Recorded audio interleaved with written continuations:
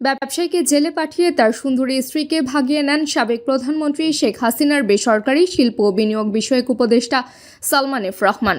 জানা গেছে, টিভি উপস্থাপক জাকিয়া তাজিনকে দেখেই ভালো লেগে যায় সালমান এফ রহমানের। তারপর ছলে বলে কৌশলে তাকে ভাগিয়ে নেন সালমান। দেশের শেয়ার বাজার কারসাজিতে বছরের পর বছর আলোচিত সালমান এফ রহমানকে নিয়ে এমন চাঞ্চল্যকর তথ্য নিজেই ফাঁস করেছেন ভুক্তভোগী ইন্ডেক্স গ্রুপের ব্যবস্থাপনা পরিচালক শফিউল্লাহ আল মুনির।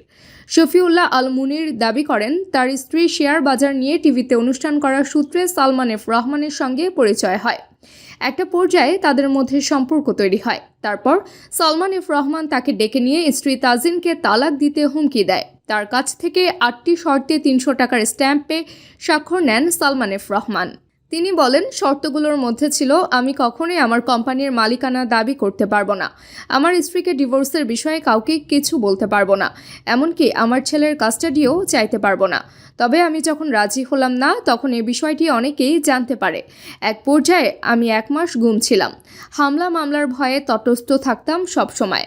পরে 2020 সালের দিকে আমার স্ত্রীর সঙ্গে ডিভোর্স হয়ে যায়।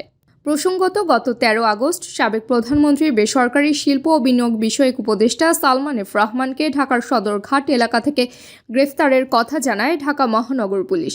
কোটা সংস্কারের দাবিতে আন্দোলন চলাকালে ঢাকা কলেজের সামনে সংঘর্ষে এক হকার নিহত হওয়ার ঘটনায় নিউ মার্কেট থানায় করা হত্যা মামলায় তাকে গ্রেফতার দেখানো হয়। পরে তাকে 10 দিনের রিমান্ডে পায় পুলিশ।